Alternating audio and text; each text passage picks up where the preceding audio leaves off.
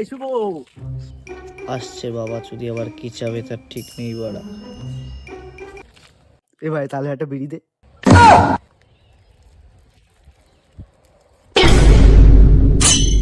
এ ভাই তা তোর সাইকেলটা দিবি, আমি একটু মাসি বাড়ি যাবো। A few moments later.